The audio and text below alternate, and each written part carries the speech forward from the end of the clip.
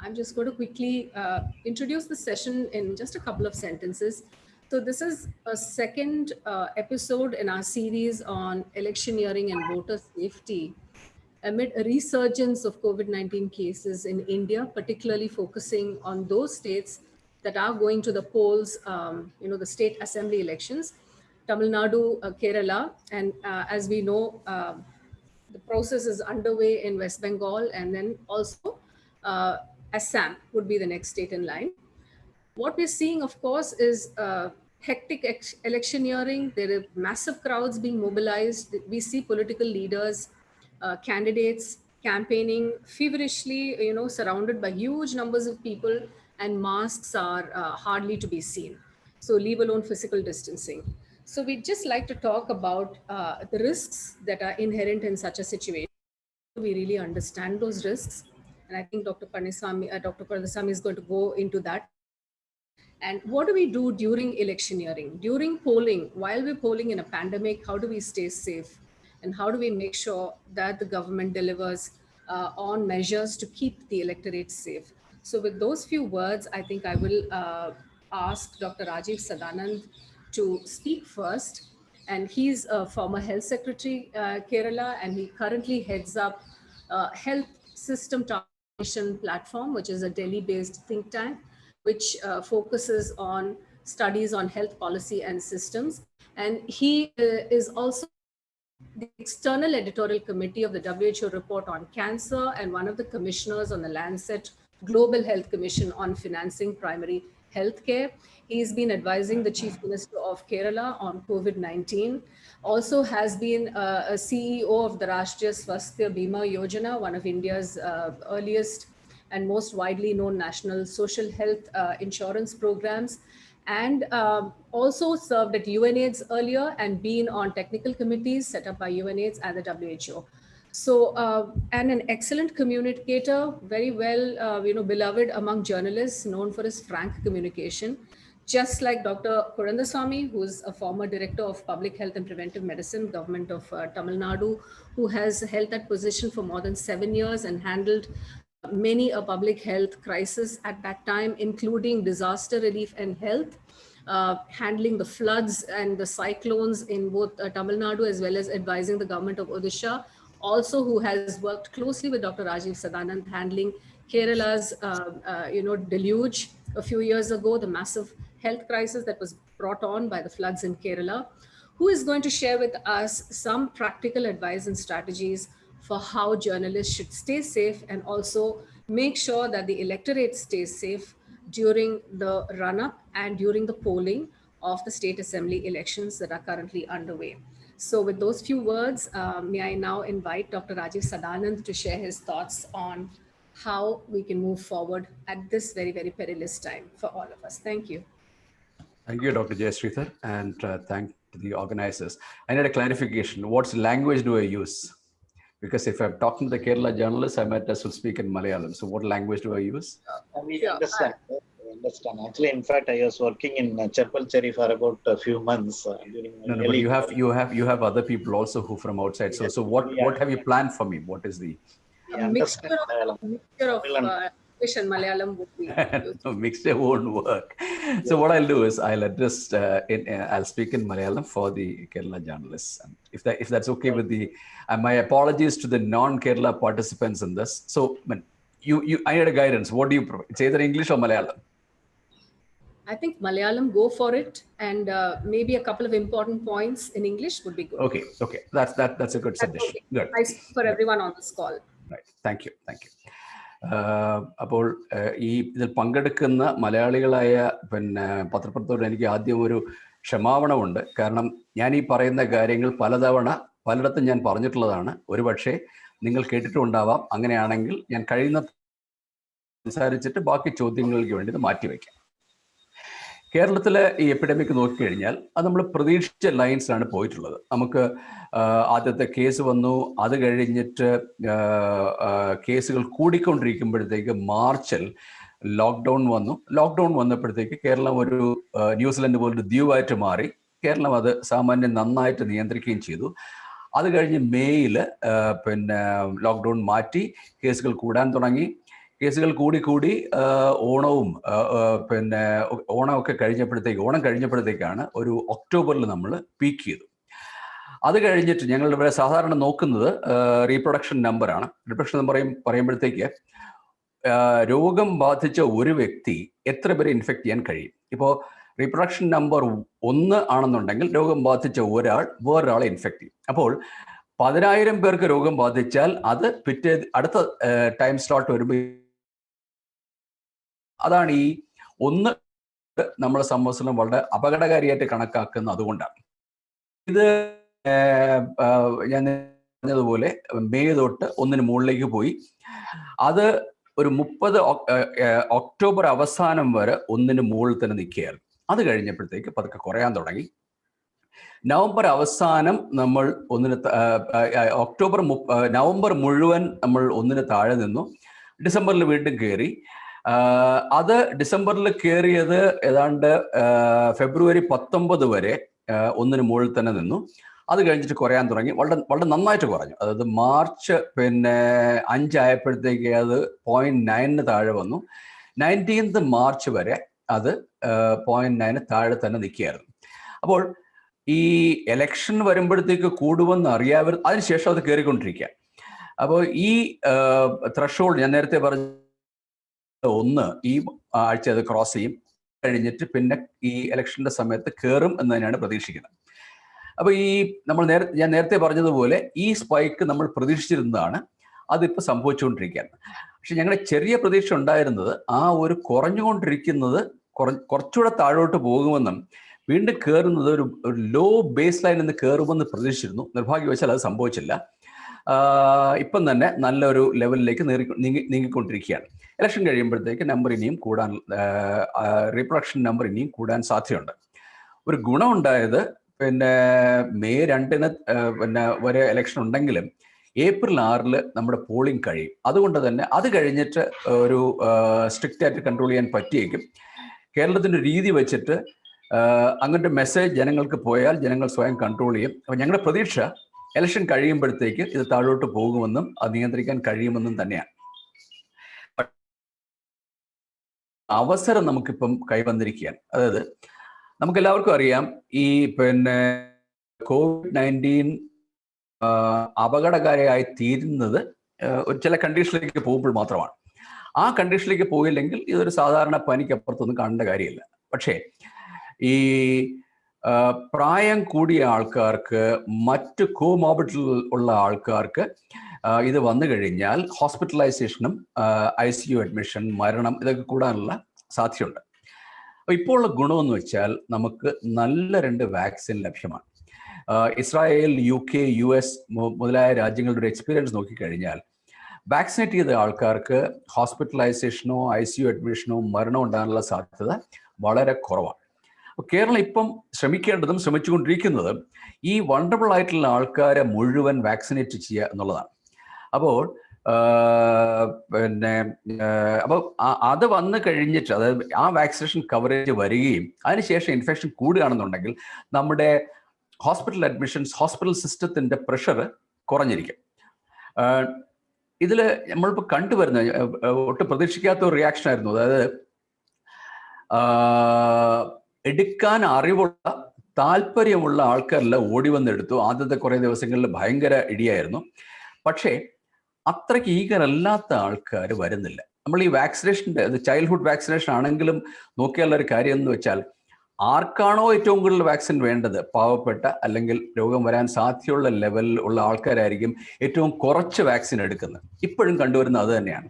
ഈ എടുത്തിട്ടുള്ള ആൾക്കാരെല്ലാം സാമൂഹികമായിട്ടും വിദ്യാഭ്യാസപരമായിട്ടും മുന്നൊക്കെ നിൽക്കുന്ന ആൾക്കാരായിരിക്കും, അല്ലെങ്കിൽ അവർക്ക് വരാൻ വണ്ടി ഉണ്ടാവും, അവരെ കൊണ്ടുവരാൻ ആൾക്കാരുണ്ടാവും. പക്ഷെ ഏറ്റവും വേണ്ട, അതായത് ജനങ്ങളോട് ഇടപെടുന്ന ആൾക്കാർക്കാണ് വാക്സിൻ കുറഞ്ഞു വരുന്നു എന്നാണ് ഞങ്ങൾക്ക് തോന്നുന്നത്, ഡേറ്റ ഷുവർ. അപ്പോൾ നമ്മൾ ആദ്യം ചെയ്യേണ്ട കാര്യം ഈ ആൾക്കാരെ മുഴുവൻ കവർ ചെയ്തിട്ട്, ഞാൻ നേരത്തെ പറഞ്ഞ ഇനിയും കൂടും, പക്ഷേ മരണവും ICU അഡ്മിഷൻ കുറയ്ക്കാൻ കഴിയും. പ്രധാനപ്പെട്ട ഒരു ശ്രമം നമ്മളിപ്പോൾ നടത്തേണ്ടത് അത് കൺട്രോൾ ചെയ്യാൻ വേണ്ടിയാണ്. ഇനി ഈ സമയത്ത്, അതായത് ലോകം മുഴുവൻ ഇന്ന് ഏറ്റവും ഭയപ്പെടുന്ന ഒരു കാര്യം ആന്റിബോഡി എസ്കേപ്പ് മ്യൂട്ടൻസ് എന്ന് പറയുന്നത്, അതായത് ഈ കൊറോണയിൽ വരാൻ സാധ്യതയുള്ള ജനിതക മാറ്റങ്ങൾ ആണ് ഏറ്റവും അപകടകരമായിട്ട് ആളുകൾ ശ്രദ്ധിച്ചുകൊണ്ടിരിക്കുന്നത്. എല്ലാ RNA വൈറസിലും RNA വൈറസ് റീപ്രൊഡ്യൂസ് ചെയ്യുന്നത് അതിൻ്റെ ആ ജനറ്റിക് കോഡ് അതിൻ്റെ ഘടകങ്ങളാക്കി മാറിയിട്ട് വീണ്ടും തിരിച്ച് ഒരു ബ്ലൂ പ്രിന്റിൽ തിരിച്ച് ഉണ്ടാക്കുക എന്നുള്ളതാണ്. അപ്പോൾ അതിനകത്ത് ഒരുപാട് തെറ്റുകൾ വരും. മിക്ക തെറ്റുകളും അൺവയബിൾ ആവുകൊണ്ട് ആ വൈറസ് എല്ലാം മരിച്ചു പോകും. പക്ഷെ ചില mutations they will remain alive. അപ്പോൾ ആ രണ്ടാമതുണ്ടാകുന്ന ആദ്യത്തിൽ നിന്നും പ്രകടമായിട്ട് വ്യത്യാസമാണെങ്കിൽ, അതായത് പ്രത്യേകിച്ചും ഇതിനെ ആവരണം ചെയ്യുന്ന സ്പൈക്ക് പ്രോട്ടീൻ എന്ന് പറയുന്ന ആ ഒരു അതിൻ്റെ ജനറ്റിക് കോഡ് മാറുകയാണെന്നുണ്ടെങ്കിൽ നേരത്തെ ഉണ്ടായ ഇൻഫെക്ഷൻ കൊണ്ടോ അല്ലെങ്കിൽ വാക്സിനേഷൻ കൊണ്ടോ ഉണ്ടാക്കിയിട്ടുള്ള ആന്റിബോഡികൾക്ക് ഇതിനെ കണ്ടെത്താൻ വിഷമമായിരിക്കും. അപ്പോൾ ഇത്തരത്തിലുള്ള മ്യൂട്ടേഷൻസ് ഉണ്ടാകാനുള്ള സാധ്യത 2-3 ഘടകങ്ങളിലാണ് ആശ്രയിച്ചിരിക്കുന്നത്. ഒന്ന്, വാക്സിനേറ്റ് ചെയ്ത ആൾക്കാർക്ക് ഇൻഫെക്ഷൻ വരാൻ സാധ്യതയുണ്ട്. അത് അങ്ങനെ വാക്സിനേറ്റ് ചെയ്താൽ ചില ആൾക്കാർക്ക് ഇൻഫെക്ഷൻ വരും. അങ്ങനെയുള്ള സമയത്ത് ഇവർക്ക് ഓൾറെഡി ആന്റിബോഡി ഉള്ളത് കൊണ്ട് അവരിടയ്ക്കുള്ള വൈറസുകൾ ഈ മ്യൂട്ടേഷൻ സെലക്ട് ചെയ്യപ്പെടാനുള്ള സാധ്യത കൂടുതലാണ്. അവർ മറ്റുള്ളവർക്ക് വന്നു കഴിഞ്ഞാൽ അത് കൂടുതൽ അപകടമായിരിക്കും. 2, ഈ ഇൻഫെക്ഷൻ എത്ര കൂടുന്നു, എത്രയധികം ആൾക്കാർ എത്ര തവണ വൈറസ് റെപ്ലിക്കേറ്റ് ചെയ്യുന്നു, എത്ര തവണ റീപ്രൊഡ്യൂസ് ചെയ്യുന്നു, അത്രയധികം മ്യൂട്ടേഷൻസ് വരാനുള്ള സാധ്യതയുണ്ട്. അപ്പോൾ ഈ ഒരു വഴിക്ക് കുറച്ച് ഇൻഫെക്ഷൻ കൂടുകയും ചെയ്യുമ്പോഴത്തേക്ക് ആന്റിബോഡി എസ്കേപ്പ് മ്യൂട്ടൻസ് ഉണ്ടാകാനുള്ള സാധ്യത കൂടുകയാണ്. അപ്പോൾ ഇതുവരെ ഉള്ള ബ്രസീലിയൻ വേർഷൻ ഒഴിച്ച് പ്രധാനമായിട്ട് ഇപ്പം 3 വേർഷനാണ് നമ്മൾ കാണുന്നത്. ഒന്ന് UK വേരിയന്റ് എന്ന് പറയുന്നത് B1.1.7, രണ്ടാമത്തെ സൗത്ത് ആഫ്രിക്ക വേരിയന്റ് B.1.351, പിന്നെ മൂന്നാമത്തെ ബ്രസീൽ വേരിയന്റ് P.1. അപ്പോൾ ഇതിൽ നമ്മുടെ ആസ്ട്രാസെനക്ക നമ്മൾ ഉപയോഗിക്കുന്ന കോവിഷീൽഡ് എന്ന വാക്സിൻ ബ്രിട്ടീഷ് വേരിയന്റിന് എഫക്റ്റീവ് ആണ്. സൗത്ത് ആഫ്രിക്കൻ വേരിയന്റിനെതിരെയും ബ്രസീലിനെതിരെയും അത്ര എഫക്റ്റീവ് അല്ല, പക്ഷെ എന്നാലും കുറച്ച് എഫക്റ്റീവ് ആയിരിക്കാം. പക്ഷേ ഈ മ്യൂട്ടേഷൻ നടന്നുകൊണ്ടിരുന്നാൽ നാളെ ഇതൊന്നും ബാധിക്കാത്ത ഒരു വൈറസ് വരാനുള്ള സാധ്യത തള്ളിക്കളയാൻ പറ്റില്ല. അപ്പോൾ നമ്മൾ ഈ വാക്സിനേറ്റഡ് ആയിട്ടുള്ള ആൾക്കാർക്ക് വാക്സിൻ എന്നതിൻ്റെ പേരിൽ അശ്രദ്ധമായിട്ട് നടക്കുകയും ചെയ്തു കഴിഞ്ഞാൽ പബ്ലിക് ഹെൽത്തിനെ സംബന്ധിച്ചിടത്തോളം അങ്ങേയറ്റം അപകടകരമാണ്. 2, ആളുകളുടേക്കുള്ള ഒരു ഇൻഫെക്ഷൻ കൂടിക്കഴിഞ്ഞാൽ അതും ഒരു അപകടമായി തീരും. അപ്പോൾ ഈ 2 ആസ്പെക്ട്, ഒന്ന് വാക്സിനേറ്റ് ചെയ്ത ആൾക്കാർ ഇൻഫെക്ഷൻ വരാതെ നോക്കുക, 2 സാധാരണ ജനങ്ങളിടയ്ക്ക് ഇൻഫെക്ഷൻ കൂടാതെ നോക്കുക. കാരണം ഇത് രണ്ടും നടന്നില്ല എന്നുണ്ടെങ്കിൽ ആന്റിബോഡിയിൽ നിന്ന് രക്ഷപ്പെടാൻ കഴിവുള്ള മ്യൂട്ടേഷൻസ് വരികയും ഞാൻ ഈ നേരത്തെ പറഞ്ഞ കാര്യങ്ങൾ മുഴുവൻ അപ്രസക്തമായി തീരുകയും ചെയ്യും. അതാണ് ഒരു പ്രധാനപ്പെട്ട നമ്മൾ ഈ സമയത്ത്, ഇലക്ഷന്റെ സമയത്ത് നമുക്കറിയാം കോവിഡ് ഏറ്റവും കൂടുതൽ പകരാൻ സാധ്യതയുള്ളത് ആളുകൾ കൂട്ടം കൂടുമ്പോഴാണ്. ഇലക്ഷനിയറിംഗ് ആണ് ഏറ്റവും അധികം ആൾക്കാർ കൂട്ടം കൂടാൻ സാധ്യതയുള്ള സ്ഥലം, പിന്നെ വോട്ടിങ്ങും പിന്നെ കൗണ്ടിങ്ങും. മറ്റ് സംസ്ഥാനങ്ങളെ കേരളത്തിലെ നിയർ യൂണിവേഴ്സലാണ്. മിക്കവാറും എല്ലാ ആൾക്കാരും മാസ്ക് ധരിക്കാറുണ്ട്. പക്ഷേ ഇലക്ഷൻ മീറ്റിംഗ് നോക്കുമ്പോഴത്തേക്ക് ആ ഒരു രീതി മാറുന്നതായിട്ടാണ് കാണുന്നത്. നമ്മൾ ഇലക്ഷൻ മീറ്റിങ്ങിന് മുമ്പ് നേരത്തെ പോയി കഴിഞ്ഞാൽ എല്ലാവരും മാസ്ക് ഇട്ടുകൊണ്ട് നിൽക്കും. അത് കഴിഞ്ഞിട്ട് ആ മീറ്റിംഗ് തുടങ്ങി കഴിയുമ്പോൾ എല്ലാവരും മാസ്ക് ഊരിയിട്ട് അങ്ങോട്ട് ഇറങ്ങാൻ തുടങ്ങും. അപ്പോൾ ഇതേ ആൾക്കാരാണ് നാളെ ബൂത്ത് ഏജന്റ് ആവാൻ പോകുന്നത്. ഈ ക്യാമ്പയിനിൽ പങ്കെടുത്ത് ഈ പറഞ്ഞതുപോലെ അശ്രദ്ധമായിട്ട് പെരുമാറുന്ന ആൾക്കാരാണ് ബൂത്ത് ഏജൻസ് ആകാൻ പോകുന്നത്. ആ ബൂത്ത് ഏജൻസിനടുത്താണ് നമ്മൾ വോട്ടിങ്ങിന് വേണ്ടി ചെല്ലുന്നത്. അപ്പോൾ ഈ സമയത്ത് ബൂത്തിൽ നിൽക്കുന്ന ഉദ്യോഗസ്ഥന്മാരായാലും ശരി, ബൂത്ത് ഏജന്റ്മാരായാലും ശരി, അവിടെ പോകുന്ന ആൾക്കാരായാലും ശരി, അങ്ങേയറ്റം വിജിലൻസ് മെയിൻറ്റെയിൻ ചെയ്യേണ്ടത് ആവശ്യമാണ്. ഞാൻ നേരത്തെ പറഞ്ഞതുപോലെ നമ്പർ കൂടും. അത് ഇലക്ഷൻ കൊണ്ട് മാത്രമല്ല. കാരണം നമ്മൾ ഈ ഗൂഗിൾ മൊബിലിറ്റി നോക്കിക്കഴിഞ്ഞാൽ ഇലക്ഷൻ ഡിക്ലെയർ ചെയ്ത ആ ആഴ്ചയിൽ തന്നെ മൊബിൽ ഒരു പാൻഡമിക് വരുന്നുണ്ട്, ജനുവരി ലെവലിൽ എത്തിക്കഴിഞ്ഞിരുന്നു. അപ്പോൾ ഇനിയിപ്പോൾ അത് ഇലക്ഷൻ കൊണ്ട് കൂടുകയും ചെയ്യും. നമ്മൾ ഈ മെയിൽ സ്പൈക്ക് വരുമെന്നാണ് പ്രതീക്ഷിച്ചിരുന്നത്. പക്ഷെ ഈ ഇലക്ഷൻസ് ആയതുകൊണ്ട് ഒരുപക്ഷെ അത് ഏപ്രിൽ തന്നെ വരാൻ സാധ്യതയുണ്ട്. നമ്മൾ സൂക്ഷിക്കുകയാണെന്നുണ്ടെങ്കിൽ അപകടകരമായിട്ടുള്ള ഇൻഫെക്ഷൻ വരാൻ സാധ്യതയുള്ള ആൾക്കാർ വാക്സിൻ എടുക്കുകയും അവർ പ്രൊട്ടക്റ്റ് ചെയ്യുകയും മറ്റുള്ളവർ സ്വയം പ്രൊട്ടക്റ്റ് ചെയ്യുകയാണെന്നുണ്ടെങ്കിൽ ഈ പിന്നെ ഓവറോൾ നമ്പേഴ്സ് പിന്നെ കൂടാതിരിക്കാം. ഒരളവ് വരെ കൂടിയാൽ തന്നെ മരണങ്ങൾ നമുക്ക് ഒഴിവാക്കാൻ കഴിയും. So let me briefly summarize what I have been trying to say. One is that the numbers, the course of the epidemic, the pandemic has been on expected lines, and the current spike that we are seeing now, which started before the election and will continue throughout this period, was also anticipated. But once the election is over, the that have controlled things in Kerala will be in place. But what we also have is an opportunity, which is that when because the possibility of hospitalization and ICU admissions go up for a certain class of people, and because they're also the group eligible for vaccination, this is a time for us to ensure that all the eligible population get vaccinated. We know from our experience of childhood vaccination that the inverse care law operates. That is, the people who need vaccination more are the least likely to take it. So it's important that we not only look at the numbers, also look at mopping up the entire population that is left. The third problem is the problem that will happen with the antibody escape mutants will go up when the vaccination spreads to a limited population and the rest are not vaccinated. It's likely because the RNA viruses are highly prone to mutation. The viruses that infect vaccinated people are likely to be selected in favor of this antibody escape mutants. They will not be very harmful for the vaccinated people, but if they get move on to the unvaccinated population, they will create a pandemic that might make future control difficult. So both the vaccinated people and the unvaccinated people, as I have said before, the darkest hour is the one just before dawn. So it's important that at this point, we are extremely careful. Those of you who have been following the international press remember the emotional breakout by Rochelle Walensky, the director of CDC. So Atlanta. So everybody juncture is worried as to which way it will swing. So we need to understand that and not develop an overconfidence because we are vaccinated, because we are at a very dangerous turning point in the pandemic. Now, the electioneering has let the guard down in Kerala, but what we're hoping is that after April 6th, the other restrictions will come back, and hopefully Kerala numbers low at this point. But this point is a critical juncture as far as Kerala's pandemic is concerned, and I hope that we'll be able to convince the people of Kerala to exercise caution that I've just been talking about. Thank you very much. Dr. Rajiv, for that excellent summary, and really made everyone wish that they could speak Malayalam as well, but we appreciate you summing up the highlights of that talk.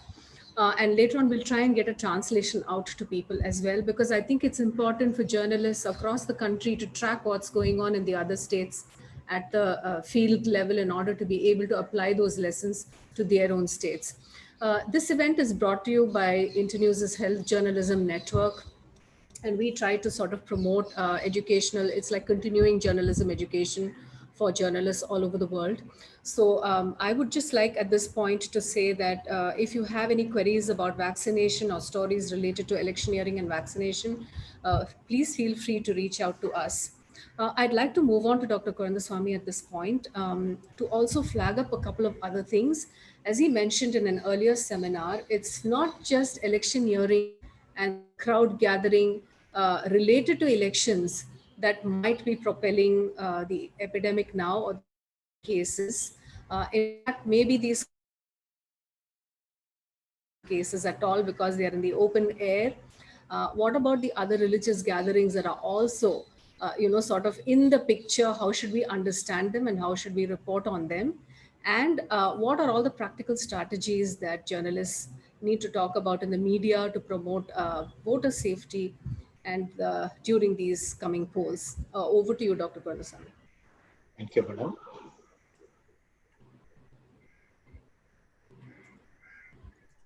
Are you sharing your screen? Yeah, yes, madam. Good morning to all of you. So again, I will just go through the very basics of the prevention and control measures.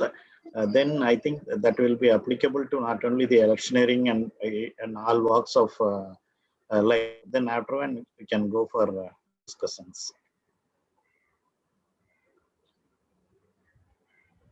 The screen is visible, madam? Yes, sir, it is. Thank you. Thank you. Good morning to all of you again. So as we know, this is a virus of animal origin. So there are more than 200 coronaviruses which infects animals, but 7 coronaviruses, they affect human beings. 4 cause common cold and 3 cause severe acute respiratory infection. In 2002, the severe acute respiratory syndrome, now it is called as SARS-CoV-1. It came from China civet cats. Then in 2012, almost a decade later, the Middle East respiratory syndrome coronavirus, it came from Somali or Arabian camels, that is called as MERS-CoV. Although both the above viruses are not causing very serious epidemic, but still they are very much present in the environment. In 2019, we know that from Wuhan, the severe acute respiratory syndrome, the COVID-19, the disease caused by the virus, is now named as SARS-CoV-2. Initially, it was called as novel coronavirus. And we know the symptoms, the loss of smell or taste, just preceding. See, the other coronaviruses, we would have earlier experienced when we tell our mother, she used to say that you are likely to get a cold. So that means that the other coronavirus is also the same symptoms we experienced earlier. Then rhinorrhea, new continuous cough, that is very important. Loss of appetite, fatigue, fever, sore throat, sputum, severe body pain, headache. Sometimes it presents with the diarrhea also. The shortness of breath or breathlessness, of course, although we tell it as one of the important symptom of coronavirus, it appears very late. So that is why the role of pulse oximeter is very, very important. So the moment someone gets a fever or cold, they have to check themselves from a doctor. If necessary, they have to undergo the laboratory test. So one waiting for the breathlessness to occur, the breathlessness occurs. Here it is a silent hypoxia or asymptomatic hypoxia, we call it. So it will appear only when the oxygen saturation goes below 70% or even much below that. So that means improving the oxygen from 70 to 90 or 95% is very, very difficult. But whereas if we detect when the oxygen saturation falls below 95, then it is very, very easy to correct. So that is why even a very mild symptom appears without waiting for the breathlessness. Okay, let me be at home. So once the breathlessness occurs, let me report to the health facility. No, that is too late. That is the main reason where we are missing lives. Okay, now let us discuss about the transmission. Very basic, airborne. That is sneezing, coughing, laughing, and talking. Anybody who is just opposite within the close vicinity or 2 meters, then they are directly infected. When the virus settles on the nose or eyes or the mouth, then it infects. So, and also the virus particles which are floating in the air, they settle down on various surfaces. And handborne transmission. So we touch various from door handles to handrails to lift to bus to transport to many things that we are touching. So direct handshake, of course, we are not, after this corona, the handshaking habit has stopped. Then indirectly through other articles. So the majority of the transmission occurs through the handborne transmission, and minority and very small portion occurs the direct airborne transmission from person to person. That we need to understand. That is why the importance of washing hands is very much important. So here the framework given by the WHO, 3C framework, very crowded places, close and contact settings, confined and enclosed space. So if you look at the second picture, the close contact setting during the dining, the hotels, because at the time nobody wears the mask and they are sitting in a close interaction also. Dining has emerged as a major risk factor in offices, in hotels and other small party halls. Say for example, now the birthday party halls, say 100, 200 people in a small hall, they stay there for hours, 2 hours, 3 hours, 4 hours. The closed and contained space, and also it is crowded. That is why we are seeing a lot of clusters. So the overlapping situation, when these three C's overlap, then the risk becomes much more higher. See, we can observe a vegetable shop in a in a given place, a contained place. For example, the Palamudiri Cholai kind of shops. Then, but at the same time, with the open market, Ulavars and the farmer shandy, the open weekly market, the risk is very, very less. So that we can understand the role of 3 C's. When we touch our eyes, nose, and mouth, it spreads. So the control measures, preventive measures, we are divided into 5. Transmission prevention, 5 methods. Face mask, that is very important.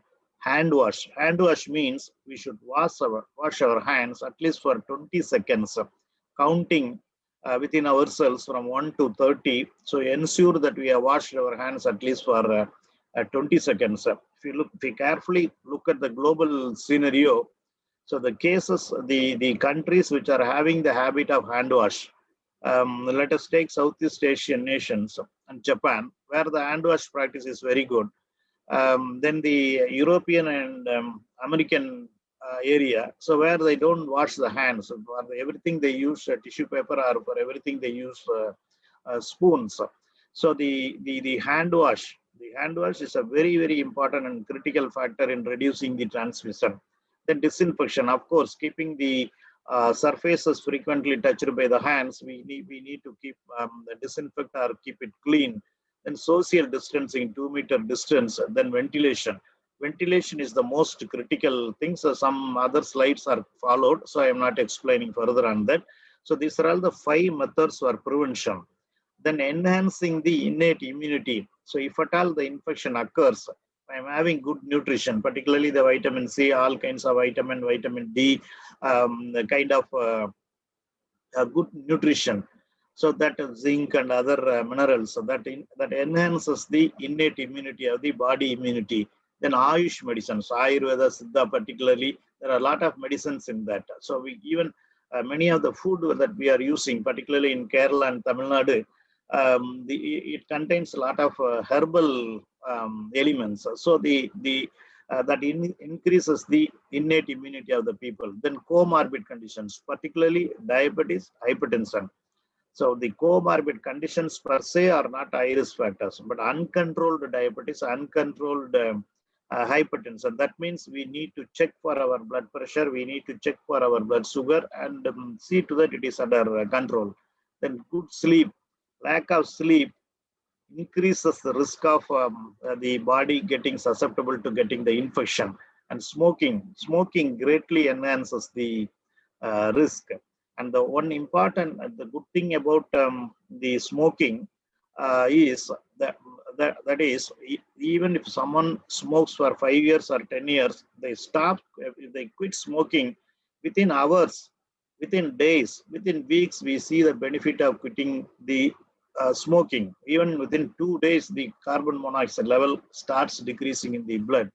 So this is very, very important. So improving the first one is the 5 steps for prevention, and the second one is the 5 steps for improving the immunity. Then in case of symptoms occur, immediately don't delay, immediately consult a doctor, check the oxygen saturation level, then the temperature has to be checked, then RT-PCR test is very, very important. So there is no need for, there should not be any hesitancy to test. Then early treatment. So if these 5 things will save the lives, then rightly, as Sir said already, Rajiv sir has explained, the vaccination. Now, right now, the 2 vaccines are available. Both are equally effective and safe. 2 doses with the same vaccine. So the gap between first dose and second dose is 6 weeks. So although the minimum gap of 4 weeks is enough for most of the vaccines, except the anti-rabies vaccine, where we give the intradermal schedule 0, 3, 7 and 28, intramuscular schedule 0, 3, 7, 14 and 28. But most of the vaccines, it is 4 weeks. Already had the 2 doses with the 4 weeks interval. Shall I go for the 3rd dose? Not necessary.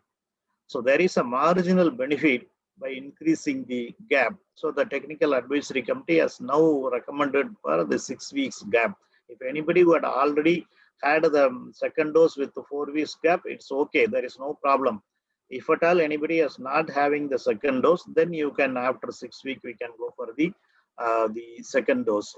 Then the key point in infection control, the new normal lifestyle that we need to follow everywhere, whether it is an office or it is a shopping complex or a market or it is an election booth or a counting center, wherever we have to follow this normal, new normal. What is a new normal? Hand washing, social distance, disinfection, then wearing the face mask. So all these things we need to follow. So how to enhance? We are using face mask. That doesn't, wearing a face mask alone, even if you wear N95, why it is called N95? Because it gives only 95% protection. So the other measures like social distance, repeatedly washing the hands, then good ventilation, it having a tremendous dilution effect, then disinfection. All this put together only it will work. Wearing a mask alone, even as I already told, again for emphasizing, even an N95 gives only a 95% protection. The effectiveness increases when it is combined with other methods. Entrance of any building, whether it is an voting center or a counting center, entry and exit hand wash. When we are entering into a premises, our hands should be washed. When we are moving away from that premises, also should be washed. Then wearing face mask, temperature screening. If you take the 108 emergency center in Chennai, the Directorate of Public Health Office, from the day 1, there is no internal transmission because everyone has to wash their hands, everyone has to wear a face mask, the dining faced out. So all measures have been done. There is no internal, for more than a year now, there is absolutely no internal transmission in 108, the EMRI center, and also in the Directorate of Public Health, because these measures are enforced. Then temperature screening, wearing face mask. The temperature, anyone who is having a temperature of 99 degree Fahrenheit, then they have to go for a testing and clinical checkup with a qualified doctor. Again, this is in the all health centers, offices. So again, now this is for emphasizing. The first part, the left side is the open doors and windows. You can see the illustration, how the ventilation dilutes the effect of the virus particles in the air. The next one, it is closed, the windows are closed, the doors are closed. So then the virus particles are circulating within the room itself. So allow natural ventilation. Here, the hospital buildings or other government buildings and other buildings constructed 50 years and more than 50 years, then you are seeing the roof height, the volume of air, the number of windows. Even today, the government schools and the panchayat schools, see, a classroom has 3 windows and 1 door. If all the 3 windows and 1 door is open, it is almost equal to the open space. That is why even during the chicken pox, even a student develops a chicken pox, only the deskmate gets the infection. The students sitting in the other desks are not being infected, but whereas it occurs in an hostel, so almost the entire floor or almost the entire hostel becomes infected. So this is the advantage. So to illustrate the importance of the ventilation. So So now most of the banks, the shopping malls, the showrooms, the closed party halls are emerging as the dining halls are emerging as the major source of infection. So the hybrid ventilation. So we can use pedestal fans, we can use exhaust fans, we can use big offices, we can use the exhaust fans which are used in the industrial settings. So you can see every day hundreds of camps or medical camps are conducted in Chennai Corporation, in other parts of the state by hospital. The camp setting is like this, in open space. The patients who are coming are washing their hands and wearing the face mask, the plastic chairs and tables which are easily washable. So it is very, very easy to wash. This kind of the setting, they prevent the transmission. Here, from this picture is taken sometime in April and the April May. So every day morning, hundreds of in every ward, in every health post. So all the field staff are briefed, like the briefing and debriefing done like this in open space, in open grounds. Absolutely, the number of the transmission in the community, the transmission in the frontline workers. We all assume that the all frontline workers, but fortunately the measures followed. So the number of persons fell ill due to because they are working in the field in the infected area is very, very less, because it is an open space. The precautions are followed, disinfection practices are followed. So the infection rate is very, very less. So here, again, this is a medicalizer's room in an urban health post. If you look at, so the tablecloth, it is easily washable or we can wipe.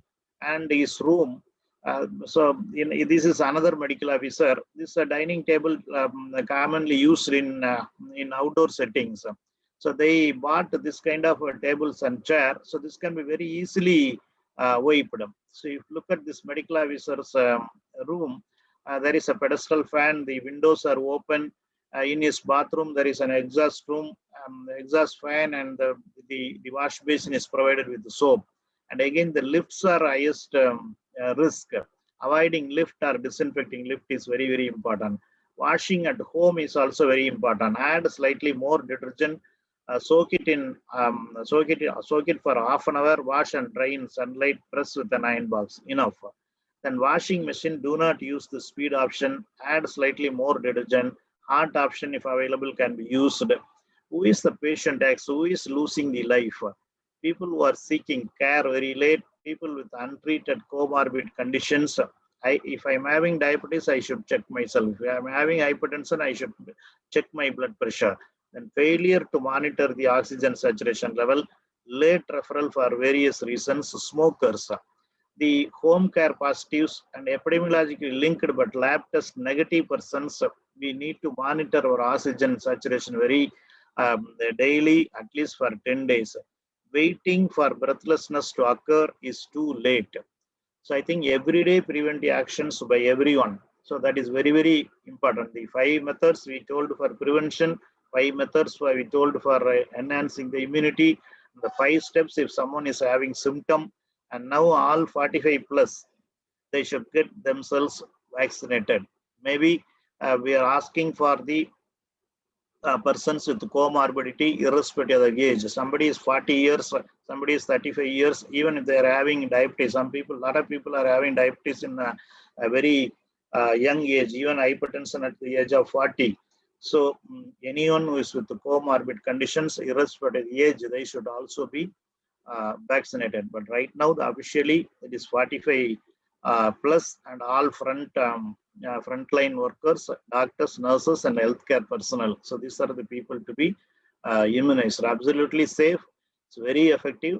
So now immunization is the weapon, because in the declining phase of the epidemic, the number of infections may be less, but the proportion of the people who are more sick, who need oxygen, the number of deaths may increase, because in the declining phase, the more the vulnerable, the probability of the vulnerable people are getting infected will be more.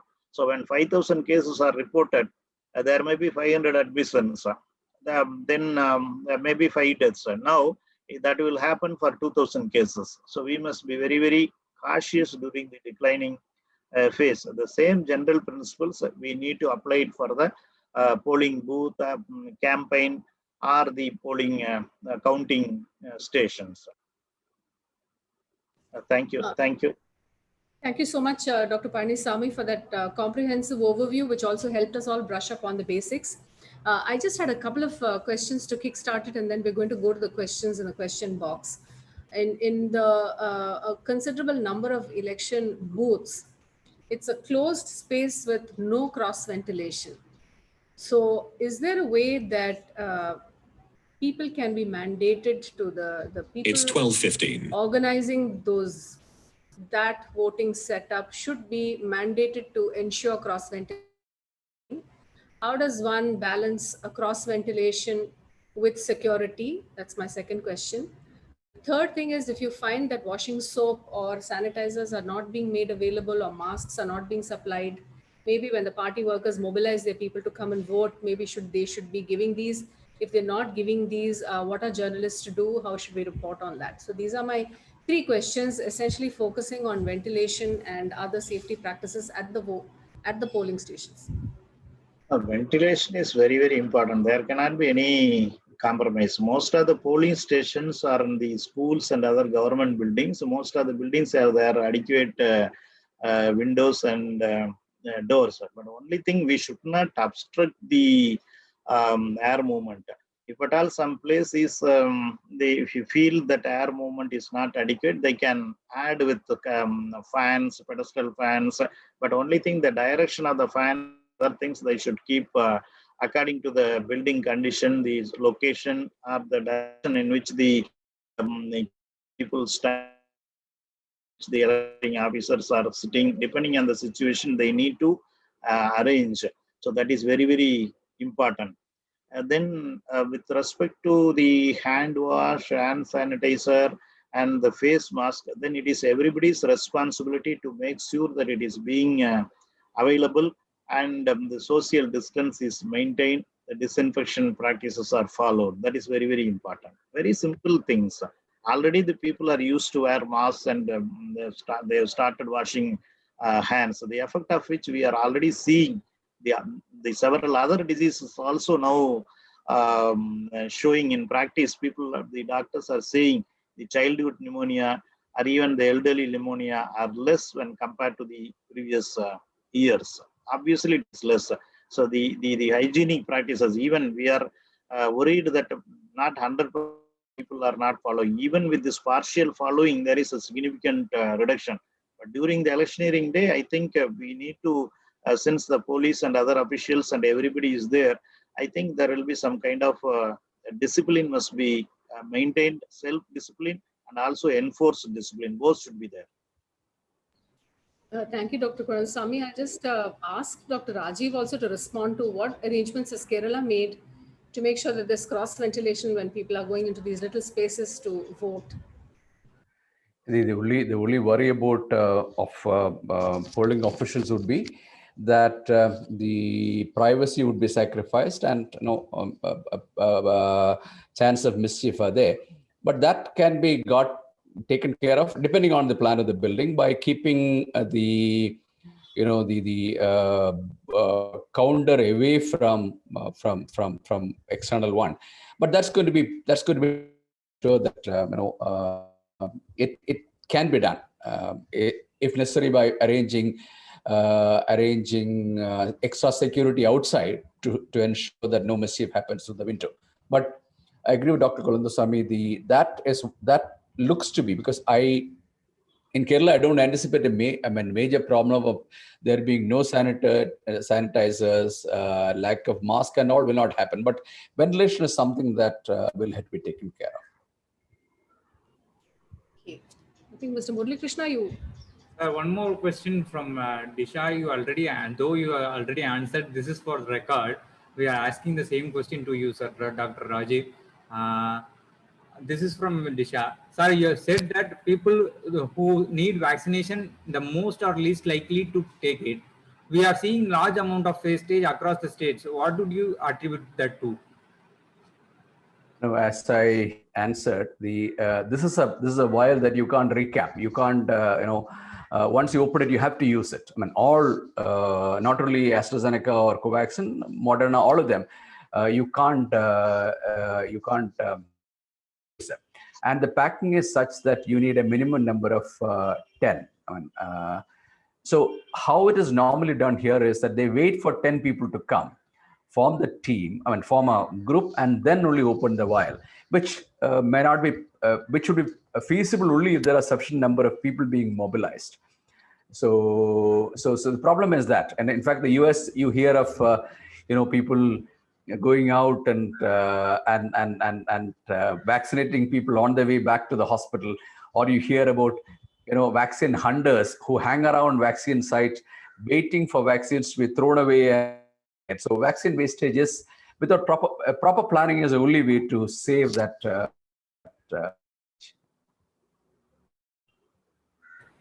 Another question: can the voting machine is sanitized? Will there be a sanitizer available before and after the voting? Yeah, the sanitizer will be available before you, before you enter and afterwards also. Both will be available. And you don't have to be all that scared about using a machine, because if you wash your hands before and after touching a surface, you're perfectly safe. So you don't have to get overly concerned about touching a surface. Dr. Kulandaswamy, you can bear me out. Yes, sir. Correct, sir. Exactly, sir. We can. That is why 15 to 20 times washing, that serves the purpose, sir. So what would you suggest, if you have any suggestion to the Chief Election Commissioner of Kerala or Tamil Nadu? What do you suggest? This should be mandated by Election Commission? No, there is there's no question of it not being mandated. It will be there. You can be sure. Both Kerala and Tamil Nadu are states with good governance. I have no doubt that every place will have hand sanitizers that can be used before and after. If it is not there, I know that it is in Kerala, there will be a huge problem. So I don't think there'll be any site without this being available. We need to remember to use it. That's all.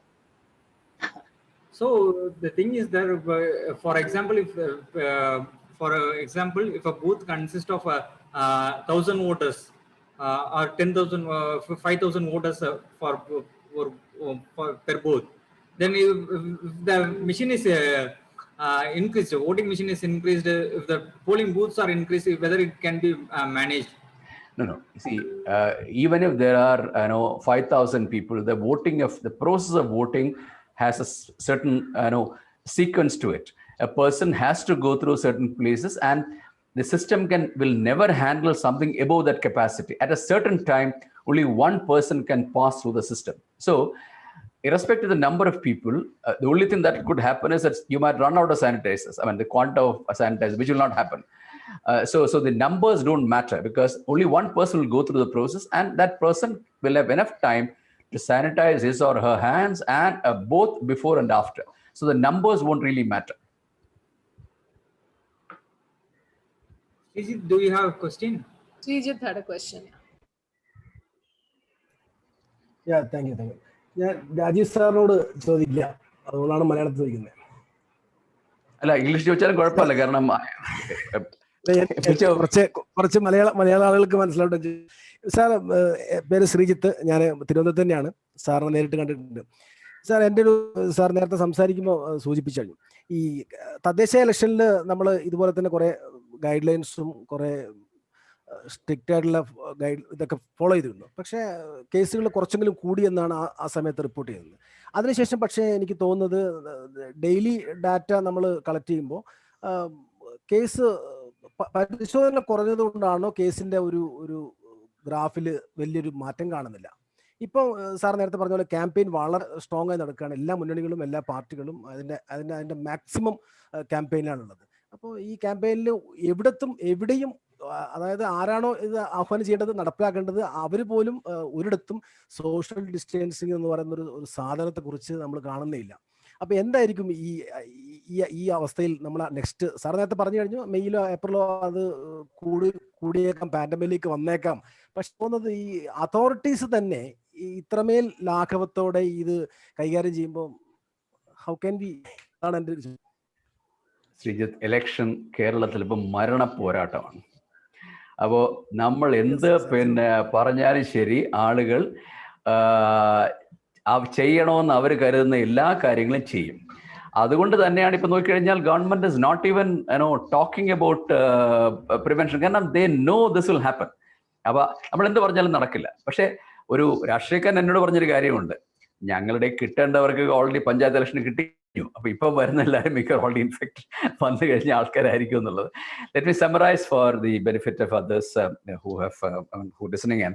The question that Srijit asked was that in spite of all the exhortations that happen, the people who should be controlling the election process, including what he didn't say is including some of the ministers, are participating in campaigns in which the social distancing and masking is done reasonably well, but social distancing is impossible because people are rubbing against each other in each of these meetings.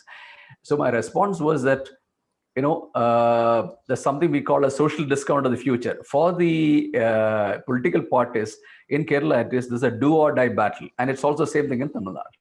Now, no matter what you tell the workers, they are going to go for broke in this. And telling them at this point and not to maintain distance and all just will not work, because you need to show numbers. I mean, the style of electioneering will not get controlled. So we are kind of reconciled. We were reconciled even in the past. We knew that come May, the election will lead to a higher spread. So all I'm hoping is by after the polling, some bit of control will happen. So you can expect a spike. Follow-up question from Disha. If I may, isn't vaccine wastage linked to vaccine hesitancy? If yes, why are the most vulnerable people hesitant to take the vaccine? Well, this is linked to what we call as the social determinants of health. The poorest people anywhere in the world are the ones who distrust government messaging the most. So when government tells them that vaccines are good for you, unless there is adequate trust in government, they will not trust government. Fortunately, in Tamil Nadu and Kerala, the faith on vaccines are quite high, and that may not be a problem. What I have seen when talking to people who are not very keen to take vaccine was that if you persuade them, if you persuade them that this is good for you, generally people go and take. I mean, a hardcore resistance is not seen there, surprisingly, even when compared to childhood vaccination. And at least Kerala has a strategy for developed when handling vaccine hesitancy for childhood immunization that can be used. But the real important thing is, since the awareness about vaccine will be lowest among the less educated, the poor people, and since the access to vaccination, that is, people have to travel, there's a cost involved in transportation, because unlike in childhood vaccination, you're not carrying vaccine vials to the Anganwadi centers and vaccinating children. They have to travel, there's a cost. They have to forego a day's wage, there is a cost. Then they have to forego the people who are coming with them have to forego a day's cost. All these, the cost is higher for people in the lower socioeconomic group, and that is and unless we address that economic and social difficulty of the vulnerable population, we cannot expect the numbers to go up. Blaming vaccine hesitancy is the easy way out for administrators. I don't buy that. I never bought that in childhood vaccination. I don't buy that here also. What you need to do is, just as you do in pulse polio, prepare that list of the people who have to get vaccinated. It's indexed on age, so it's easy to prepare. It's indexed on your hypertension or diabetes, which is also available, should be available in your sub-centers. You must have a diabetes and hypertension register, so you have the number there. Then you have to check and ensure that all the people on your list are covered. If people are having difficulty, you have to arrange methods of doing it, including transporting them if needed. So the vaccine hesitancy is a I would say is a word bandied by incompetent and not committed health administrators. And I think that is something that can be addressed. We have addressed them in the past, and there is no reason why we can't address them now. I'm going to quickly turn to Dr. Korandasamy to sort of respond to that because vaccine hesitancy is increasingly being talked about in the media. And there's another interesting piece of data that Disha might want to look at, which is if you look at the vaccine uptake across the country, there's greater uptake in states that we normally associate with lower education, with less literacy or development, such as Uttar Pradesh, for instance, or Rajasthan, when compared with Tamil Nadu or Kerala. So that's interesting. So is it that who exactly in these states is getting vaccinated? That breakup we don't have, but just an interesting picture, So I'd like to ask Dr. Korandasamy to sort of respond to both vaccine hesitancy, as well as one more interesting thing which you said in the last webinar, which is when the events are in the open, and even though there is a crush of the crowd, they will not turn out to be super spreader events. Both of these things, Dr. Korandasamy. Thank you. Vaccine, the doctors themselves, I think the hospitals themselves are not very comfortable earlier because this is a new vaccine. Something may happen. So even people are talking about why the vaccine center is away from the ICU kind of discussions are going on. So once initially the vaccines have been started giving only in major centers, medical college hospitals and district headquarters hospital and other places. Once after a few weeks, they started very using it. They became very, very comfortable. So now they are starting all the mini clinics, additional primary health centers, all the outreach centers also they are doing it. Now important places, for example, the election staff at the collectorate or the Tahsildar office. So now outreach camps also in the presence of doctors, they have been started organizing. Once, as Sir was telling, once the access to vaccine and the outreach sessions are becoming more, increasingly more, I think the coverage will be more. And also the another reason is because of the availability and also the priority. In influenza, always priority is very, very important. So the government decided first to doctors, nurses, and healthcare person, other personnel, frontline workers, 60 plus and 45 plus with comorbidity. Now it has become very broad. But except the only one category is missing, that the less than 45 with comorbid conditions are now missed out. So I think that the government may include them also. So once this is being done, and now there is an increasing, I think the national level, it must have crossed about 8 crores, and Tamil Nadu, it has crossed about 30 lakhs vaccination. And every day the demand is increasing. Now people started talking about the supply logistics and availability. So that means we have to match with that also. If we aggressively push and the vaccine is not available, then that will also become a problem. So I think a balanced view is taken, but vaccine hesitancy is not a major role. Maybe always anything, for even for the childhood vaccination, there is a anti-vaccine lobby or anti-vaccine groups are there. We faced it in both Karnataka, Kerala, Pondicherry, Tamil Nadu. We faced during the measles rubella campaign, but that melted away after a few days of the campaign. So I think that will be overcome. Yeah, Dr. Jaya, I have a request. When you say vaccinations are more in UP, you should nominate that to the total population and then look at per 100,000 population how many people have been vaccinated, and then in fact if you see, yeah, so you should do that. And actually UP is stepping back now. Yeah, those journalists who would like to track the vaccination coverage should go to the COVID-19 vaccine dashboard, which is there on the Ministry of Health and Family Welfare website, where you can get down to the district level about how many people have been vaccinated and so forth. So that's where the state level data came from. Thank you very much. So I think we're almost at the hour, and so I'll hand it back to Dr. Murali Krishna after briefly saying a huge thank you to both of our extremely privileged and busy guests, speakers who have come here to be with us here today. So huge thank you to both of my very, very excellent speakers. Now back to you, Mr. Murali Krishna. I thank Dr. Rajiv Sadanandan and Dr. K.K. Kurundeswamy sir for a wonderful speech, and also you made it clear, very clear to the if the video is passed to the layman, they can also understand what is the impact of what measures we can take. This is very much important. This will improve the understanding of vaccination, understanding of the COVID-19, how to manage and how to take care of ourselves. Thank you for your wonderful explanation. And I thank Dr. Jaya for organizing and putting us towards the internews and making the internews health journalism network to spread over the India.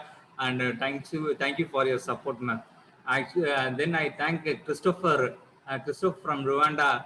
He made our technical support, and he's though it is early morning for him, he started listening the whole event. Then he is having a very good feedback. Even last event, Tamil Nadu event also. Hope thanks for your support, Christopher, and thanks for everyone participated here. Very thank you. Let's meet us in person once the situation is over. Thank you. Thank you very much. Thank you. Thank you very much. Thank you.